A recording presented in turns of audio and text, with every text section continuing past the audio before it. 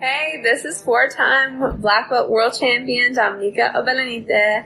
If you guys are looking to level up your jiu-jitsu game with awesome jiu-jitsu courses on mindset, strategy, and beyond, make sure that you guys check out BJJ Mental Models Premium. I myself have a course up there, so make sure you guys check it out. Let's get you guys on that next step in your jiu-jitsu journey.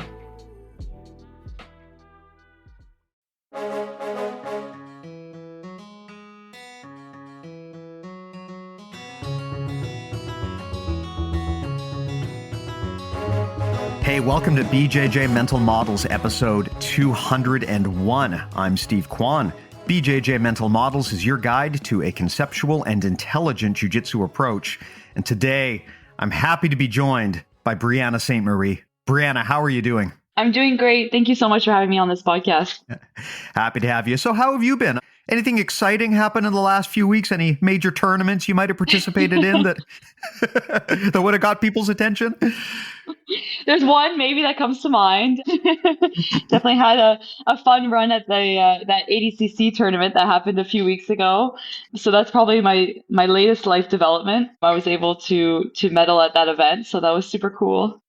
Yeah, and correct me if I'm wrong, but I believe that you are now Canada's most accomplished ADCC grappler, right? I think that the honor you achieved is the highest that any Canadians ever got at that event. Yes, sir. So I think, if I'm not mistaken, there had never been a Canadian to medal an event. And then at this ADCC, Dante Leon and I had both medaled. So we became the first Canadians to medal at ADCC. And then I got the silver medal, he got the bronze. I guess it'll be a race to see which one of us gets the gold next time. Absolutely. Well, congratulations. You're doing the country proud, and I'm super happy to have you here. Oh, thank you. That means a lot. Well, just in the event that someone missed the memo and didn't see the event, why don't you give yourself a quick introduction and just tell everyone who you are? Sure. So my name is Brianna, like you heard. I train out of Montreal, Canada. I am a full-time grappler. This year, my focus was the ADCC World Championships. So I spent the beginning of the year preparing to qualify by participating in the North American trials. So I won my spot at ADCC by winning the North American trials. And then I competed in the ADCC World Championships in September and came in second. Yeah. Fantastic. And a question for you. Do you consider yourself to be primarily a Nogi grappler, or do you kind of split your time between the Ghee and Nogi? So when I started jiu-jitsu, I was primarily in the Ghee. Even up until like purple belt, I think I was training Nogi probably like twice a week maximum. And then all my other trainings were in the Ghee. But then I was looking for as many opportunities as possible to kind of climb the rankings and make it to have access to fight against the best fighters in the sport type thing. And I found that I had more opportunities to kind of climb up the ranks and opportunities, not just to fight other skilled athletes, but also in terms of, getting my travel paid. And obviously if my travel is paid or if I'm paid to actually compete, that means that I can do more competitions. And I felt like I had more avenues to do that through Nogi. So I began to slowly just training more in Nogi as a result of having competitions coming up that were in Nogi, and then slowly kind of just turned into me only training in Nogi for the past year. Got it. Makes sense. And the reason I ask is because I think that's probably going to inform this conversation at least a little bit. What we had talked about was doing a deep dive into arguably the most classic jiu-jitsu position, the closed guard. And so with that said, I am looking forward to picking your brain about a position that somehow we managed to get 201 episodes into without ever actually discussing. We've talked about every other weird, obscure position you can think of, but for some reason, we've never actually had a sit down and talked about the closed guard, which is something that you're especially known for. So I'm looking forward to doing this with you. Well, I mean, maybe in a way, the closed guard has become that obscure position just because so many people have kind of discounted it. They kind of say, oh, that's something that can work at a lower level. But, if you get to a high level black belt match, you're not going to be, let's say, hitting, I don't know, for example, a hip bump from closed guard, So I guess that's a reference for those of you who watched my performance at ADCC. But just to say that there's a lot of people who respect the closed guard as a position, that's without a doubt. But I think to this day, there's a lot of people, even though I continue to have success with it in competition at a high level, I still get actually a lot of people who make comments about closed guard, kind of being something that you need to know, but not necessarily you're looking to use as a high level competitor, which I always kind of strikes me as funny because I think if there's one position I have the most success with in my career, it's probably through the close guard. Interesting. So what you're bringing up there reminds me of when I started jiu-jitsu as a white belt. I basically didn't even see open guard until I was, had several stripes on my white belt. Basically, close guard was taught as the fundamental position to me back then.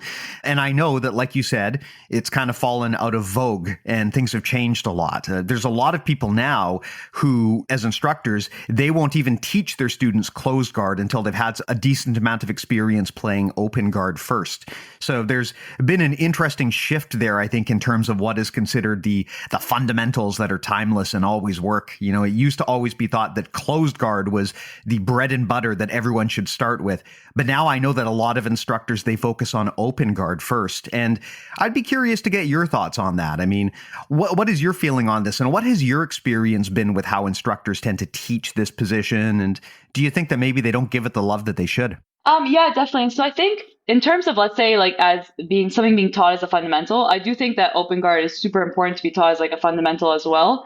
Again, if we make that split between like Ghee and Nogi, the one thing I'll say is I do feel that in Nogi, it can be a bit more difficult to like force a close guard, like, to force someone to come into your close guard. I feel like I have less ways to kind of set that up. And maybe you see it's possible. I feel like I see a little less close guard in Nogi. And if I think of a beginner who's starting off, maybe they would in Nogi end up, seeing open guard positions more often than a closed guard position. In the Ghee, I do feel that I have more options to kind of set it up and force my opponent to come into my closed guard. So that's definitely a factor. And I think it just the issue is that people get very they want to take a stance on something. So, they're like, oh, it's more important to learn this than that. And the closed guard is passe, or the closed guard is everything, and in the end, neither is true. Like, you have to have a functional open guard. You have to have a functional closed guard, in my opinion. I think that, they're both part of that, should be part of those early foundations. Yeah, I agree entirely. It's something that I know John Thomas has said on the podcast. I think on one of our premium series, we did a multi-part guard retention series with him. And I was trying to get him on record to pick some favorite positions and some favorite techniques. And his response was basically, look, getting attached to techniques because you like them is kind of a dumb idea. You should really pick whatever works, right? You don't want to condition yourself to think only open guard works so that you're naturally predisposed to avoiding closed guard. I mean, there's a lot of reasons to learn closed guard, and throwing out a perfectly good tool just because you like one of the other tools really isn't a good decision-making process. So I think that for a lot of people, and I include myself in this, probably their closed guard is underdeveloped just because, I mean, if we emulate what we see, like you said, a lot of people use open guard. There's a lot of variation and variability in open guard. And I'd say that probably the modern grappler now, on average, I'd say they probably prefer open guard more than closed guard. But what that does mean is probably there's this area of their game that's underdeveloped, and that's an opportunity. It's also something that you can exploit if you're fighting against someone who has that underdeveloped closed guard as well. Yeah, definitely. And I think that's something that kind of gives me an advantage. Like, stylistically, if I compare it to other women in my division, I don't see as many women who, for example, play a lot of half guard or play a lot of close guard. And the more you play a position, the more you understand it from a defensive standpoint as well, right? So I feel that I'm good at passing half guard because I play so much bottom half guard that I understand what my opponent's goals are and, what groups I have to respect the most, etc. So I think that the fact, I think the two things that give me the advantage in my close guard, obviously it's, having spent hours trying to develop my close guard, that's first and foremost. But then, other factors, just one, if they haven't played much close guard themselves, you could be told how to pass a close guard or any guard. But, until you've played it a certain amount yourself, you're not going to fully understand what your opponent is looking for. You can kind of understand it, but I feel like the best way is to actually just play that guard that's giving you trouble. And that's going to really help you out. And then the other thing too is if a gym, let's say, there's not many people who, like I said, a lot of people don't respect the closed guard as much as they used to in a general trend sense. So if there's less people in general at your gym that are playing closed guard, you could look me up, see Brianna likes the closed guard. I got to prepare for her closed guard. But then in training, if you don't have training partners that are going to give you a hard time from closed guard, then, you won't be as prepared for the match as you could be type thing. It's funny you bring that up. I've always thought that when it comes to building a strategy, one of the easiest and quickest ways to do that is to look at the positions and the techniques that people look down on, for whatever reason, that they kind of disparage, and focus on developing those. Because if there is an area of the game that people are always crapping on and they are generally disliking, that's usually an indicator that they're not developing that area of their game well enough. A good example of that being the 2010s leg lock explosion, where leg locks went from being this thing that were honestly considered kind of dirty and low class to now being considered really an essential part of jiu-jitsu. Because there was a time when if you knew even rudimentary leg locks, you would be able to just tear apart people who were more experienced than you because they had no defense. And I do wonder if closed guard is making the rounds like that too, where there's been so much of an explosion in open guard development that people have neglected the thing that got us to the dance in the first place. And maybe over the next 5 or 10 years, we're going to see a resurgence of these techniques simply because they're underdeveloped. So that's an opportunity for competitors to exploit. Yeah, definitely. And I mean, I don't want to get too down in a hurry about it, but I think you said it before, these things are very cyclical. So if you can kind of be on, like, I guess if you're at the beginning of a new cycle, then that definitely gives you that advantage, competitively speaking. And, with every one of these movements, like my dad talks about it a lot too, he trains as well. And, he loves to say that the leg locks exploded. And then, maybe people take things like too far in certain directions and then it gets like cleaned up. You see, for example, you saw a big movement, leg locks became huge, but then you also saw like this great developments of like barambolos, like to counter leg locks. So then it kind of like, it kind of cleans up. You maybe it tapers down the amount of leg lock attacks, but the good stuff stays. And then the stuff that maybe went a bit too far as leg locking became like really popular, maybe that kind of gets put to bed. You're left with the quality kind of the technique and the whole sport evolves, right? So I think it's really cool to kind of like see the way the sport is moving forward.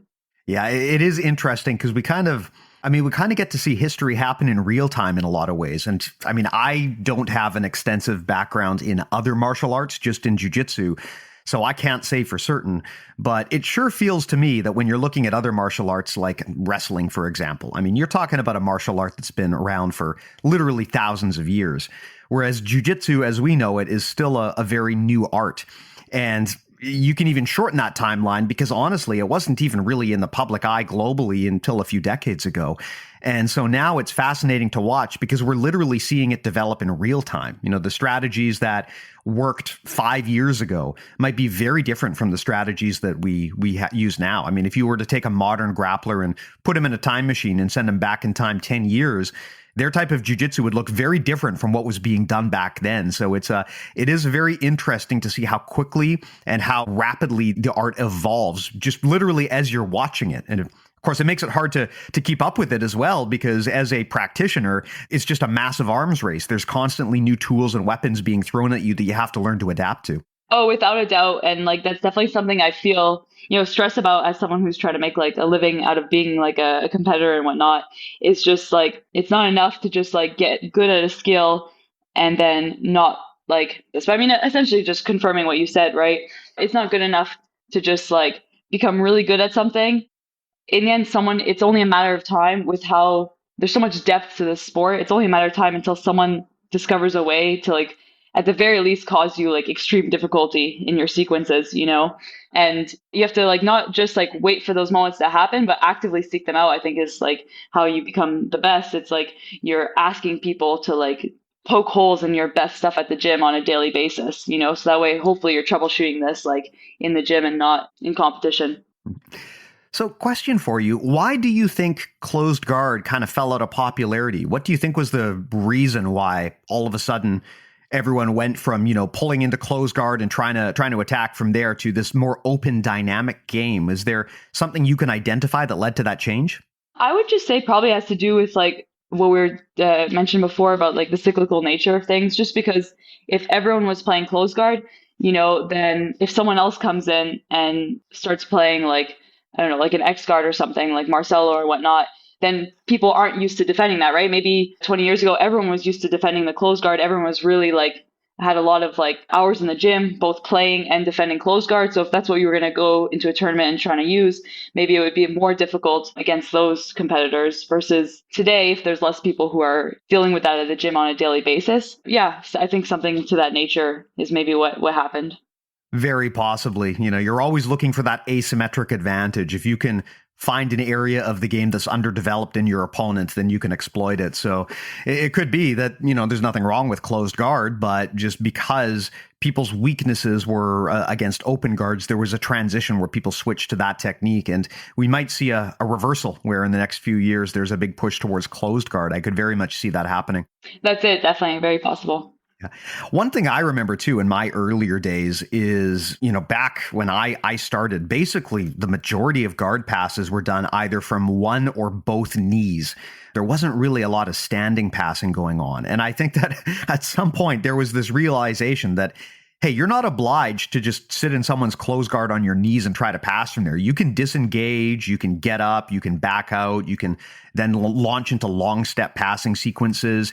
And I kind of wonder if this push towards standing guard passing was the thing that kind of changed the game with closed guard. Because, honestly, closed guard is most effective if you can either hold your opponent down on the ground or if they're already intending to stay down there, right? But if your opponent is hell-bent on backing up and getting to their feet, it's a bit harder to play closed guard because they just don't want to stay in that position, right? So then it becomes a game of, okay, how can I force the person to stay here versus, well, the person's going to stay here anyway, so I might as well attack from here. Yeah, totally. Actually, that's a really great point because kind of like I mentioned, especially then when it comes to Nogi, like one of my difficulties is that it's harder to like impose my closed guard on someone, right? So obviously if I'm thinking about like, fight in a tournament, I would like option number one for me is always to close the guard. But a reality is that it's not something that I can always kind of choose to play a seated guard. And it's difficult for my opponent to like not allow me to like pull a seated guard, let's say. But definitely in terms of like pulling a closed guard, unless I'm jumping closed guard.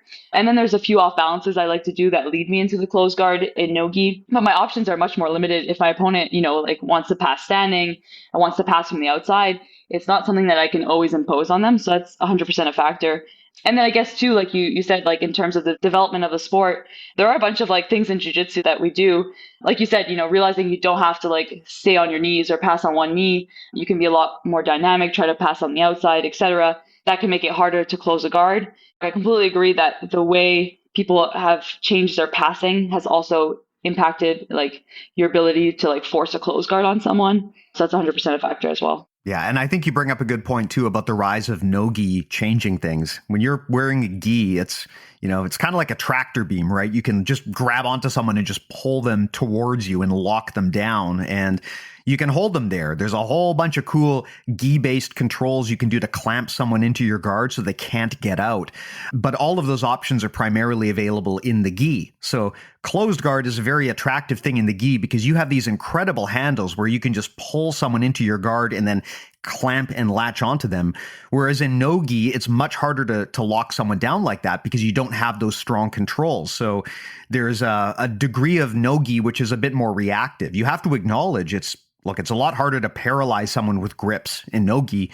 So a big part of the game needs to be fluidity and reaction and tracking their movements, and just very, very hard to do that without the gi. So I think that maybe the movement towards Nogi and the popularity there has been yet another reason why closed guard has kind of gone by the wayside recently. Yeah, definitely. That being said, like I do feel there's obviously things I love to do in the gi from the closed guard. In Nogi though, if I can actually like close the closed guard, I do feel like really powerful, almost just as much as if I were in the gi. But yeah, it's mostly, I find the biggest difference is just being able to like get them into the closed guard is probably where my biggest battle is. And then once they're in the closed guard, I do feel like a really like big advantage in the amount of control I have over my opponent compared to like the control they have over me. So maybe that's as good a time as any to transition into the nuts and bolts here. You mentioned that you've got some great no-gi setups and entries that you like to get into closed guard, and I'd love to hear how you do it.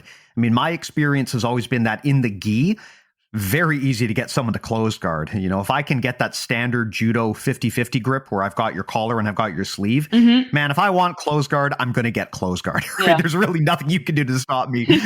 But in Nogi, it's a much, much harder thing. So I'd love to know, when you get it into your head that it's time to close the guard, how do you get someone close enough that you can actually latch onto them and cross your ankles behind them? Yeah, for sure. So again, like Nogi, a bit more difficult. I would say the two setups that I've used like the most often, like against good opponents in competition, would be one, super simple, like especially Nogi, people like to wrestle more. So if someone's willing to tie up with me, I don't like jumping guard from a distance. It scares me. I'm a very fearful person. But if I can like tie up with someone, like if they're wanting to take like a collar tie on me or whatever, usually I feel pretty comfortable to jump guard from there. So that's option one. Option two, and then that also includes, obviously any kind of like standing exchange where they're going to get into my legs, especially if it's like a sub only, which you see a lot in Nogi. So it's worth mentioning, if it's a sub only exchange and they're coming up on some sort of single leg or a double, obviously you could always jump to the close as they take you down. That gets a little finicky, obviously, if you're talking about like an IBJF match where you're conceding 2 points. And also, you can kind of slam yourself sometimes when you do it. So it's something to be cautious of.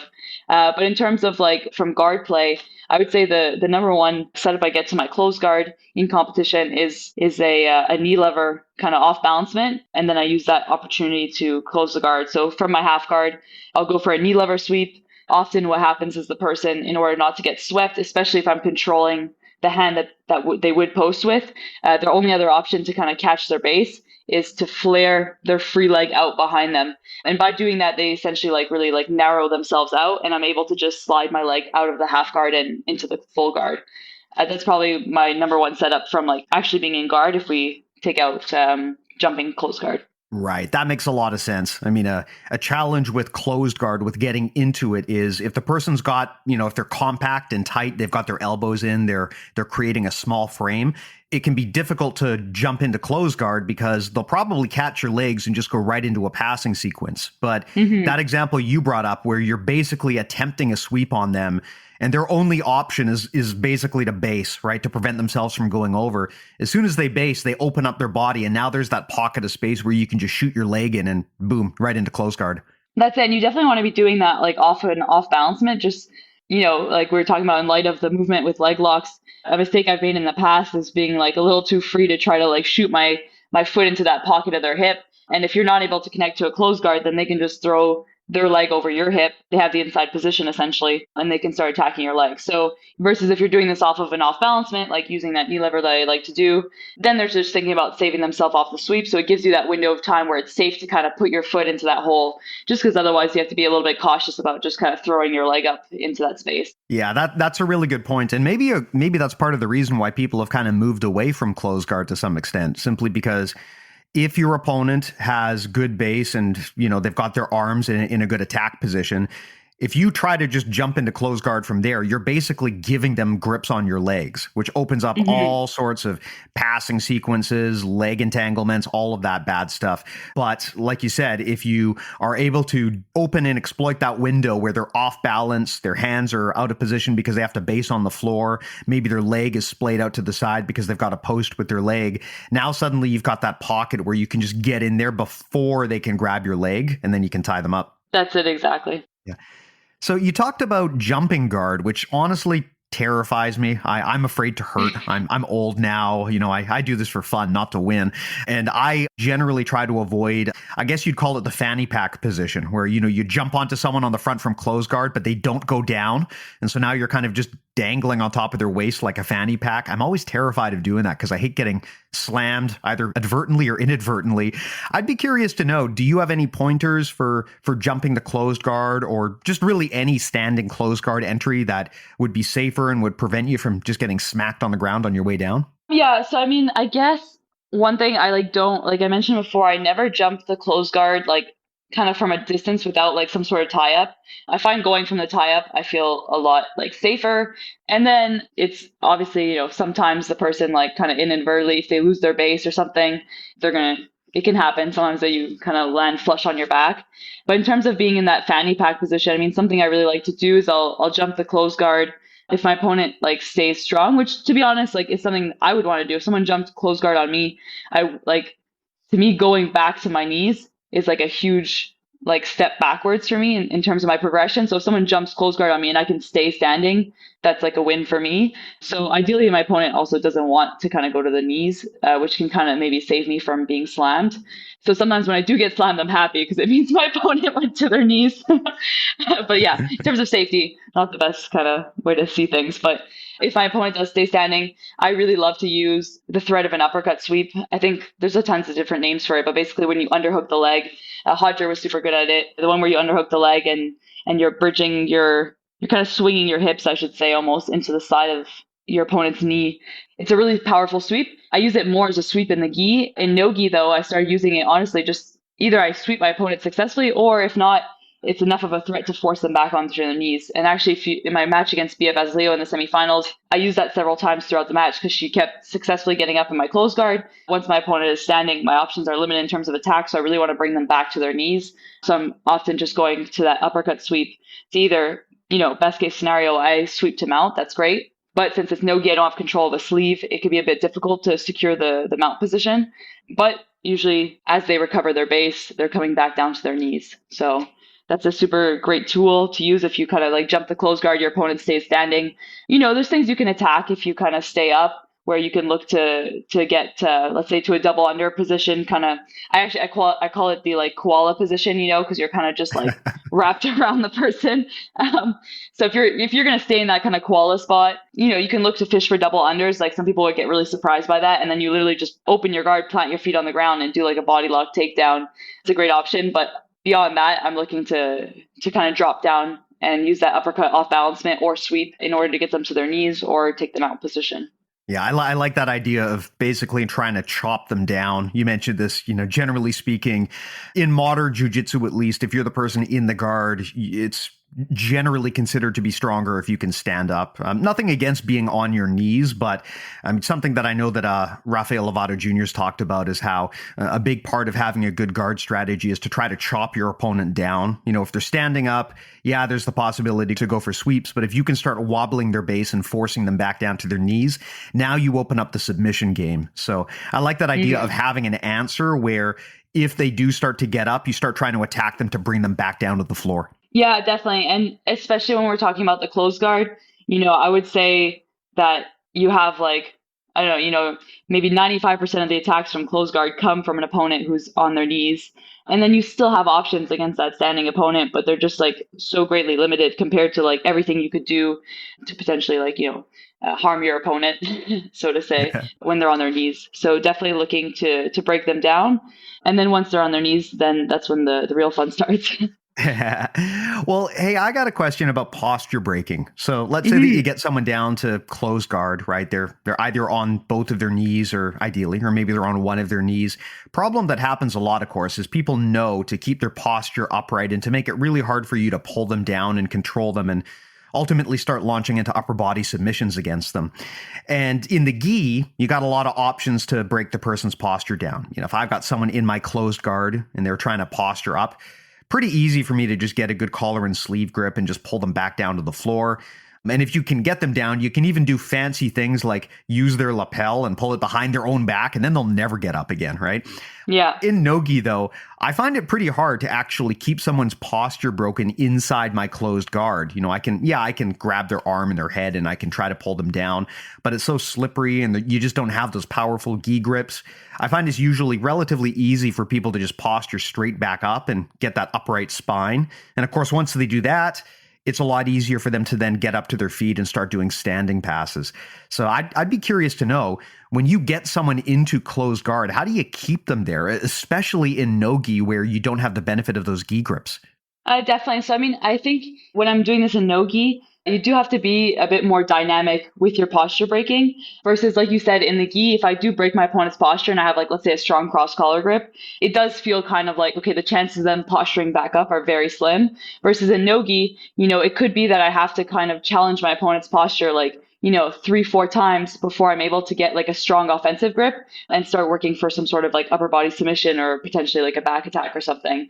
So I think it's really about like accepting the fact that you're gonna have to be persistent with your kind of like off balancements. And like essentially every time in Nogi, it's just like a matter of being like very persistent. And I feel like my real work is just in keeping them on their knees and their posture broken. And if I can win that battle and win that race, then attack is going to open up, right? So how I like to do that, it's super simple, nothing complicated, but it's just about being ready that the second, because your opponent, in order to stand up, obviously they need some sort of frame between you and them. I'd say like the 3 frames I see most commonly are going to be a frame in the armpits, a frame at your hip line, or they're going to grab your wrists and kind of post your hands on your body and use that as kind of like a frame in order to be able to stand up. So all these different controls that they can take, I have to be ready to break those controls like the second that they're established. If you wait too long because you don't have as much like control over your opponent, they're going to be standing up super quickly. That's what I would be doing. So I'm looking to break those frames one, and I have like, different strategies for each kind of frame. And then I have to immediately follow up whichever frame I break. I have to immediately follow it up with some sort of off balancement. So obviously the easiest one and the one that I use most commonly is going to be just pulling my knees to my chest. It's super easy, but it's being persistent with it. So let's say they post in my armpits. Okay, I'm clearing those grips. And as I'm clearing those grips, I'm pulling my knees to my chest and I'm breaking their posture forward, right? If I always time the knee pull to the moment I break the frame, no matter who it is, they're going to kind of do that like face plant forward, right? And then it's like, okay, can I get to a control that's going to keep their posture broken, right? Sometimes yes, sometimes I'll be able to get to the head. When I'm taking my kind of collar tie, I really like to grab a bit higher up on the head because I feel like I have more leverage over my opponent's like body. I'm kind of higher on the end of the lever versus a mistake, not necessarily a mistake, but I see a lot of people grabbing at the neck. And again, when you're dealing with someone strong in your closed guard, sometimes grabbing at the neck, it's not enough to kind of keep them from posturing back up and being able to reestablish frames. So sometimes just grabbing a little bit higher in the head can give me a bit of an advantage. But then sometimes I'll break the frame, I'll pull my knees to my chest. They tip forward, I off balance them successfully, but then they're able to just pummel their frames back in. So I have to be ready to kind of do this dance quite a bit, right? And then, when I fought Bia Basilio, she was doing all the right things from the close guard. She was keeping her shoulder free from my high guard, which I really like to attack. She was always reestablishing her frames, but I was always taking apart her frames, right? So I was always taking apart her frames and off balancing her forward. Or if she did manage to stand up, I was using that uppercut sweep to bring her back to her knees. So I think it's just accepting that it might take a bit more work and you might have to break their posture several times. Unlike in the Ghee, if I break their posture and I get a really nice cross collar grip, then yeah, I feel like I'm kind of setting up camp there, So it's just kind of like tailoring your expectations about the kind of work you're gonna have to put in the position. But I do still feel like such an advantage in the closed guard because in the end, if you think about the position, right, I'm wrapped around your waist. I essentially get my whole body to attack just your upper body, right? So I get to use all 4 of my limbs to attack just your 2 limbs and your neck, let's say, right? Which is what I think makes the position so powerful. But yeah, so it's something I want to definitely try to exploit. I just have to be ready to be a little bit more dynamic with my attacks in the Nogi, I guess. That's actually a really interesting way to think about this. Something that Margot Ciccarelli once told me, I can't remember where she said this. I think it might have been on one of our premium courses, but she talked about the difference between static control versus dynamic control and how you got to know which type of control is the right one for you depending on what's going on. So a lot of Ghee-based closed guard control, I think you would call more static, meaning, look, you can get your grips, you tie the person down, and they just can't move. As long as you've got those grips, they're stuck. There are a lot of positions that are very static like that, where once you lock the person down, you can kind of just sit there all day if you want and hold them there. And in the Ghee, closed guard can be one of those positions. But in Nogi, I think you need to think more dynamically because like you said, it's just not feasible that you're really going to be able to hold the person with broken posture in your guard for 10 minutes if you have to, right? You've got to be reactive to them. You've got to be cutting angles. If they try to posture up, you've got to break them back down. If they try to hand fight, you've got to make sure that, like you said, they can't get their hands into those armpits and they can't grab your wrists and punch them to your chest. So it's a different type of control because you're not trying to kill their movement like you might be doing in the Ghee, but rather you're just trying to react and stay one step ahead of them so that they can never win that grip fight and posture back up. You just always want to keep continuously hitting them with new attacks and off balances so that they can never really maintain that upright posture. Yeah, definitely. Actually, I love that comparison. And then maybe if I I apply Margot's analogy of the dynamic versus static positions to the closed guard and Nogi, what I'll say then is that I feel that in order to set up my attacks, I'm using like a very dynamic control.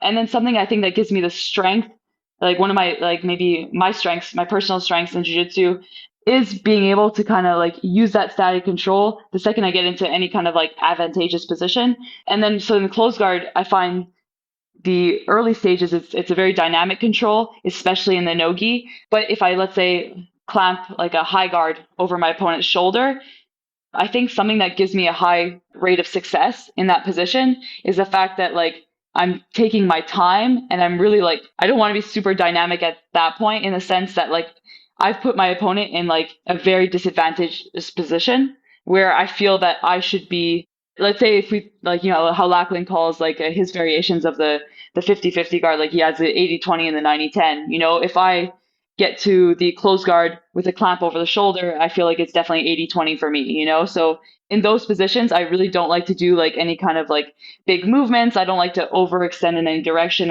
I don't like to kind of, I don't know, do too much, do more than I need to, I guess would be the way to say it.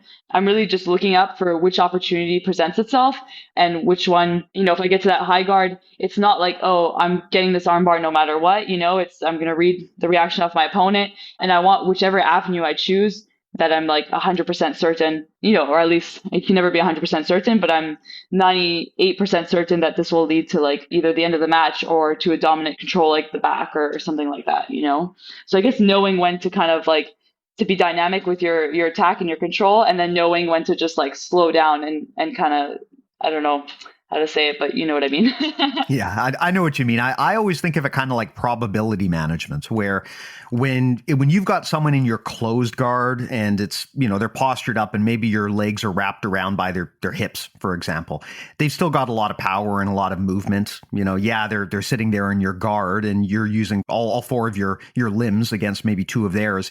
But they're still able to fight quite effectively, and you might need to dynamically react to what they do. But when you get up to that high guard and you're basically almost already in like a triangle armbar position, that's a much more certain position. And from there, you can definitely slow it down. If you can hold the person there, yeah, like you said, you want to avoid big dynamic movements at that point because you don't want to create any openings that could let your opponent get out. You fought so hard to get that dominant position. So now the job is tighten it down, lock it up, and keep the certainty of having a superior position versus taking big explosive risks and creating space and openings that could allow your opponent to get out.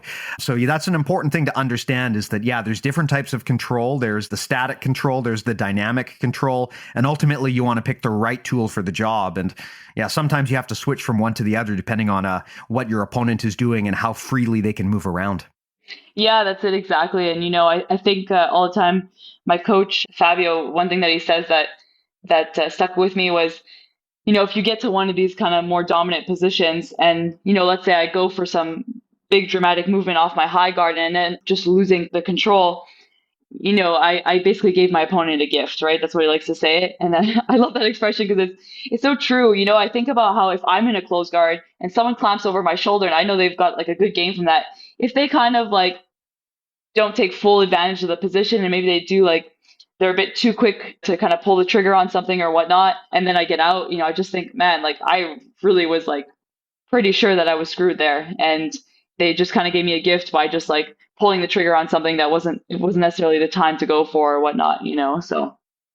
Whenever that happens, my instructor says, "It's Christmas." That's his way of saying it's a gift. We'll be sparring and, you leave your hand dangling somewhere and, it's Christmas. And then he'll beat the shit out of you. And that's a learning experience for everyone, I guess. That's awesome. I love that.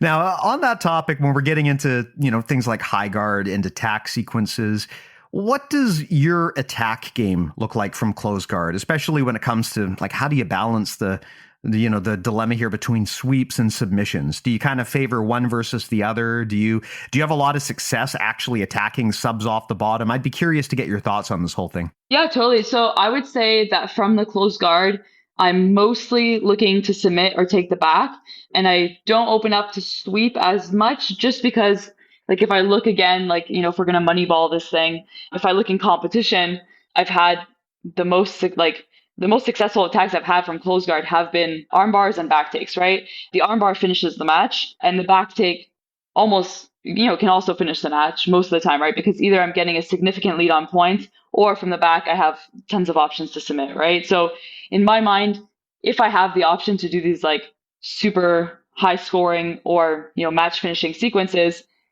I don't like opening up for something else because I just think, oh, well, if I stay here long enough and keep working my sequences, like based off of previous matches, I have a good chance of potentially just finishing the match from here or going to the back, which is such a dominant position. So I would say that I definitely favor submitting or taking the back from the close guard versus like looking to sweep or whatnot. Interesting, because I have heard people suggest that the opposite it can sometimes be true, right? Because I mean, the reality is it is often easier to get a submission if you're in a dominant position. So if you're the one on top, right? If you're the one playing close guard, yeah, there's a lot of attacks that you can do, but your opponents, they don't have their back against the floor because they're the one on top. They can move around a lot. It can be hard to finish from there. I'd love to know how you basically increase the certainty of being able to get that submission when you're in close guard. Is there anything you do or any particular strategies you use to make sure that, hey, look, when I actually go for this armbar, I'm going to get this thing rather than, just getting stacked and passed from there? Yeah, totally. So I think that's like huge so as much as I've had so much success with the armbar from close guard, I also am not looking to force it when it's not there. And I think that's something, and it's a mistake I've made maybe with other positions and whatnot. And I totally understand why someone could kind of fall into this trap. But let's say you're really good at a submission and you get it often. Sometimes you'll make the mistake of trying to force it when it's not there. So if I do lock up that high guard, I'm only going to once I throw the leg over the head, first of all, in terms of like, if my armbar fails, the chances of me ending up in a bad position once my leg clears my opponent's head is a lot higher versus if I'm just camping out in the high guard and for some reason, my opponent is able to square back in their shoulder or whatnot, like there's no real consequence, right? There's just in my close guard, I've lost control of the shoulder, which sucks, but I'm not getting my guard passed or whatnot. If I throw the leg over the head and commit to this armbar and it fails, there's a good chance that, my opponent can end up in side control. They can maybe, if I am forced to turtle, they might end up on my back. So the consequences of this failed armbar are potentially severe. So I want to make sure that if I'm throwing my leg over the head from that high guard, that I'm like 99% sure that I'm taking this arm home. So I think if I'm in the high guard and I'm already receiving, I think two main things that'll kind of turn me off from the armbar will be one, if I'm already receiving a lot of stack. So if I'm in this high guard and I'm already being heavily stacked, often I think to myself, okay, well, there's things I can do to deal with the stack once I commit to the armbar. But if I'm already in like an objectively like kind of weak position to create any kind of extension on an arm, maybe it's not the time to go for it, one. And two, I would say, if they have like a strong figure four defense, and again, depending on my opponent, if I feel like I'm going to have a hard time once I throw that leg over the head to kind of separate the arms, whatever it may be, I'm not going to commit to it.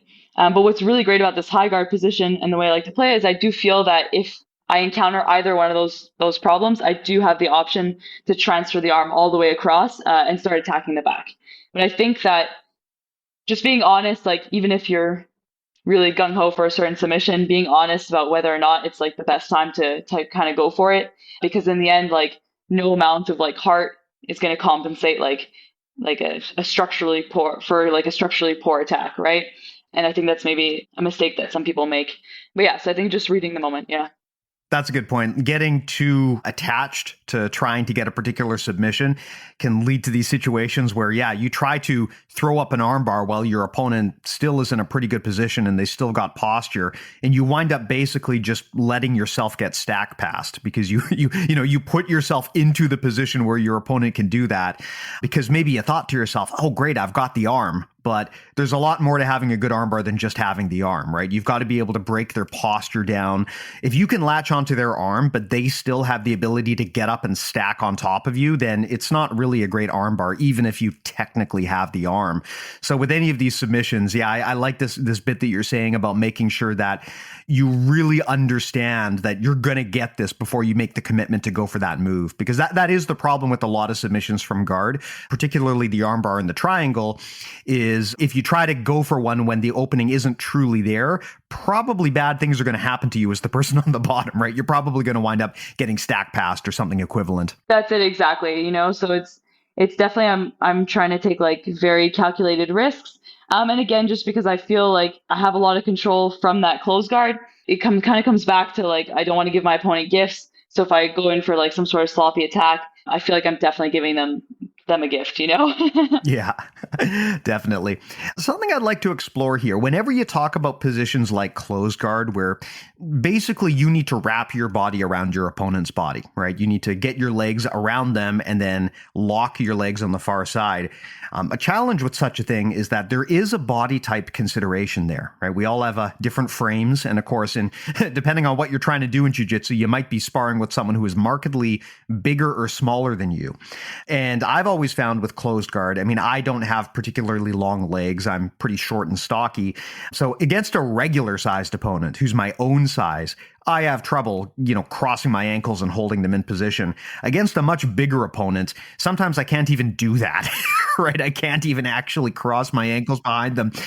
Do you ever encounter that? And do you have any thoughts on what to do in that situation where just due to body type dynamics, you can't even actually get your legs around to cross? Do you have an adaptation, or would you just abandon close guard in favor of something else? So, I mean, I guess there's like kind of two parts to this, where obviously like if your legs physically can't like wrap around your opponent's like torso, and you can't connect your ankles, that's definitely like, that's a consideration like you can't ignore. I'd say that it doesn't happen to me super often. And the one thing I will say, like I'm probably on the taller end for women, but I do spar a lot with men who are larger than me. So in terms, obviously, if I can't physically close my feet around my partner's torso, that's going to cause maybe some problems. And for my close guard, it's still, there's still things I can kind of attack and whatnot, but obviously, yeah, significantly less control. But I will say in terms of like, let's say a larger opponent where I can cross my legs behind, I do really like the close guard just because I feel that something rolling with larger people, I can get like very like, it can get a bit overwhelming, at least for me personally, if like they're just kind of free to put their weight into you like as they please. Let's say you're like fighting out of an open guard, you're kind of like, I don't know, maybe more susceptible to their movements and whatnot. But if I can like close the guard on a larger opponent, while my attacks are obviously going to be more difficult because that holds true for almost any position against a larger opponent, I do feel that now their movements are predictable. Right. So I'm not dealing with like extra weight that's unpredictable. I'm dealing with very predictable weight. Right. So I know exactly where the pressure is going to come because there's only so many ways to pass a close guard. I'm not often surprised by the strategy my opponent takes. So I know exactly where they're going to place their weight. And it's like a very straightforward thing to deal with versus if they're trying to pass my open guard, there's like, I would argue like a larger variety of ways to pass an open guard. So if I'm dealing with a larger opponent, it's going to be more unpredictable in where they're going to use their strength and weight advantage versus the close guard's going to be super predictable. So I think that can be a really great thing. If you're someone who's rolling with like larger people repetitively, I should say, the close guard can be a great strategy to kind of deal with them. That being said, obviously, if you can't like can't even close your legs around them, that could cause problems for sure. Yeah. I mean, I think it's a consideration, although I think you can probably still figure out ways to play it. I mean, realistically speaking, even if you're fighting someone who's your own size, yeah, you're crossing your ankles behind them probably, but that ankle cross, that's not where the power is actually really truly coming from, right? I mean, even if the person is the same size as you can't just hold someone down by crossing your ankles behind them. You need to be attacking their upper body. You need to be trying to break their posture. You need to be trying to control their arms. So even against a bigger opponent where maybe you can't traditionally cross your ankles behind them because they're just too big, you can still kind of play the position and just sort of dig your heels into into their back. Something that I do sometimes even is if I can't close my guard, which is common because I got stubby legs, I'll actually put my feet down and plant them on the floor and use it to kind of reap their legs from the inside, or I'll even step on their calves sometimes. And I mean, it's not an amazing control, but as long as I've got attack control on their upper body and I'm still attacking the arms, still attacking the neck, and I can keep them from posturing up, it can totally work, right? It's still totally viable. I do think, though, that with close guard, there is a point of no return where if your opponent is really hell-bent on standing up, there's a point where you got to realize, okay, I can't stop this person from actually getting up anymore. I've lost that opportunity. And then you got to start figuring out what you want to do from there. I'd be curious to know when that happens, what's your A game? When you realize, okay, this person's going to get up. I don't think I can hold him in close guard the way that I wanted. What do you transition to as a plan B? For sure. Well, so again, something I love about the close guard is that even if my opponent does manage to stand up, two things I could kind of think of is one, like I have access, I would say, to like, it's pretty easy to, let's say, like just open up and drop into like a Delahiva guard or something from there. I'm very much still like attached to my opponent. So I don't have to necessarily stress as much as when if we're both standing and I want to pull guard. I might pull guard. Ideally, I'm getting straight to the position I want to work from, maybe a strong Delahiva or whatever it may be. But, it's a bit more dynamic and it's a bit harder to have control over that situation. What I like about the close guard is that even if they open it up, either they force it open or they stand up and I know it's going to get open. So I open it up on my own terms. I find it's like, really easy to drop into like a good Delahiva where I'm going to have like control of, let's say, like a good collar grip already or a good sleeve grip already. I can kind of choose my grips before I open my guard, which is really nice. So I would say like in the Ghee, I was mostly either dropping into Delahiva or obviously like because your hips are elevated, it's a skill that I guess a game I'm trying to still improve on. But something I also really liked playing with was, I think in the Ghee, it's called the Matrix, and Nogi, they call it the K guard, or maybe they're two different things. I'm totally misnaming them, but I think they're describing basically the same thing. But I love the back takes, off of inverting your knee inside of your opponent's knee. And it's a great moment to kind of attack those things because your hips are coming from like a point of elevation, similar to like if you're doing an upper body attack and someone postures out of it, and, it's a great time to kind of enter into like leg entanglements and stuff. So that's obviously an option as well. And then I think something that's worth noting too, again, just because if I'm trying to like sell the close guard to listeners, is that I find that even if the person does stand up, if you did a good job of like kind of, continuously challenging their base, kind of attacking, whatever, making it really hard for them to stand up. What I love about it is that when they do stand up, like often they're like a bit fatigued, ideally in a perfect world, you've kind of tired them out a little bit. So again, if it might give you a bit of the edge in terms of like, then they're finally standing up. They're just thinking like, oh my God, I just want to open this close guard.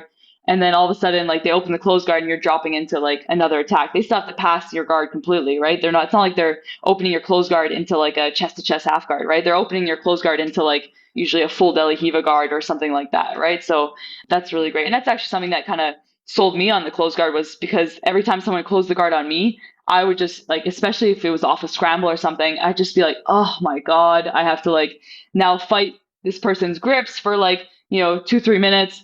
And then I have to like finally get up, shake this person off me. And then I'm rewarded for doing that. And by having to like pass maybe their like super intricate Delahiva guard, so it's definitely great in that sense. Yeah, whenever I get suckered into someone's close guard, I guess on the bright side, I immediately know that I'm going to hit my calorie burn goal for the day, because it is, like you said, a lot of work to get out of that stupid trap. That's it.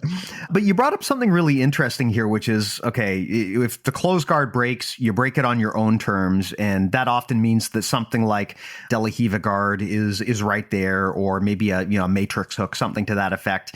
What you're talking about here reminds me of something that Lachlan once said, which is that not all guards chain together well. And so you've got to have a way to thread all of the different guards you like to play together. Close guard is an interesting one because your legs are going around the outside of your opponent's legs. It's kind of like an outside guard, as opposed to something like butterfly guard, where your legs are going on the inside of their legs. So the trick with close guard is you've got to have another outside guard lined up in case your opponent breaks the close guard. So if your opponent is able to break your guard and stand up, if the only other guard you know how to play is butterfly guard, you probably got a problem, because it's very hard to go from that outside close guard to the butterfly guard without making a lot of space. So if you're going to play close guard, a good backup guard to have, like you said, Delahiva is a very obvious one, because if your opponent stands up, they're basically standing up right into Delahiva guard. But yeah, matrix hooks or anything that you can use to attack around the outside, it's going to transition well with close guard, because your legs are already in the right position if your opponent breaks your guard open.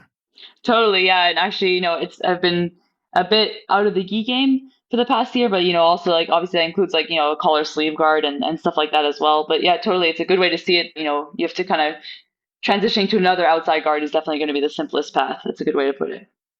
Awesome. Well, hey, great conversation. But before we tie this up, Brianna, is there anything you wanted to talk about or suggest? Any other pointers you've got on the close guard that we didn't get into today? I would just maybe put extra emphasis on anyone who's like looking to improve their close guard.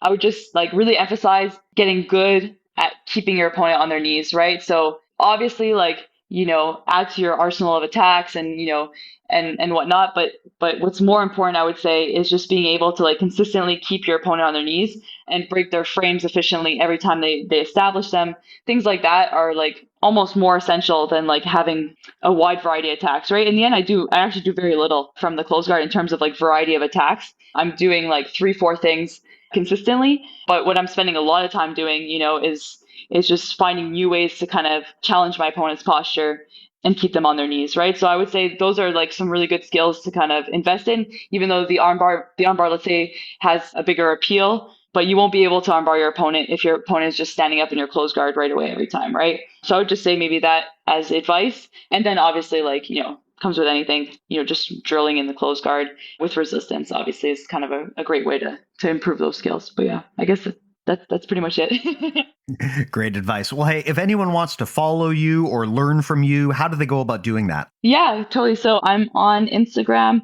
My name is Brianna SM.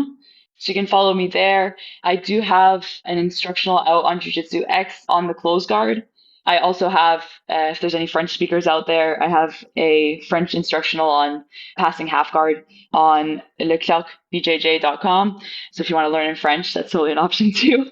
And yeah, and then hopefully I'll be releasing some more instructional material in the future. So if you follow my Instagram page, you'll be sure to get any kind of notification of that. Awesome. And as always, I will put all of those links in the show notes because if people are like me, they're probably listening to this while they're trying to walk the dog or do the laundry and they don't have a pen nearby. So just come back to the podcast later, pop open the show notes. There will be a link to Brianna's Instagram and to those instructionals as well. I think it's super cool that you're actually doing non-English language instructionals. This is something that comes up every now and then. I get messages from people saying, hey, I'm from France. Do you have anything in French? And I don't, but I think it's great that you're actually solving for that because as jiu-jitsu becomes a more and more global sport, there's going to be a lot of people who want to attack it outside of English and Portuguese.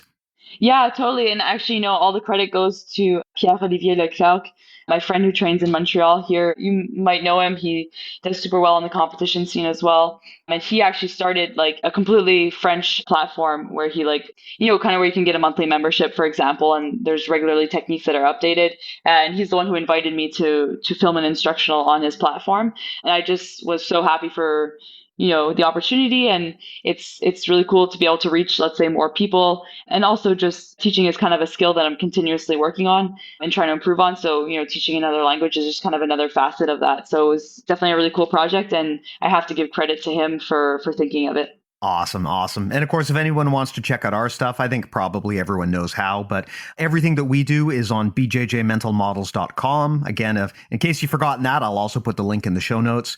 The big thing I always like to draw people's attention to is BJJ Mental Models Premium, which you can get at the same address.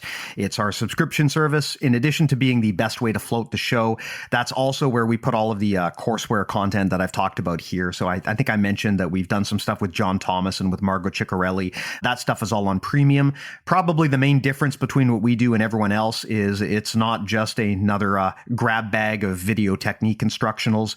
We only do audio, which allows us to be something that you can absorb in the background, like I said, while you're walking the dog or whatever. And instead of doing monkey see, monkey do stuff where we say, hey, just copy me, we talk about things like strategy, concepts, mindset, try to provide a very unique slant to jiu-jitsu. In addition to, of course, the core stuff, you also get our awesome rolling review service and community access. We've got a ton of really high-level black belts, including multiple black belt world champions on our review service. So if you sign up there, it's only $20 a month, and you can have some really high-level grapplers review and break down your footage, plus some cool courseware there. And there's a free trial. I always recommend people check it out. bjjmentalmodels.com. Thanks again for everyone who either already subscribes or has at least taken the time to try it out. Even if it wasn't for you, I really do greatly appreciate everyone taking a look because, like I said, that's how we fund this thing. That's how we support what we do. But Brianna, thank you so much for coming by. This was a fantastic conversation. Hey, and congratulations on the great performance at ADCC. Was awesome watching you compete. You brought pride to the home country of Canada. So really happy to see Canada represented at the high levels. And hey, it's only a few years until the next one. I'm going to be looking forward to watching you then as well. Yeah, thank you so much. Thank you for having me on for this great conversation on one of my favorite topics and positions in jiu-jitsu. And yeah, it was really cool to be a part of your podcast today. So thank you. Amazing. And hope this was helpful to everyone who listens. Thanks to you as well. We'll talk to you next week. Take care.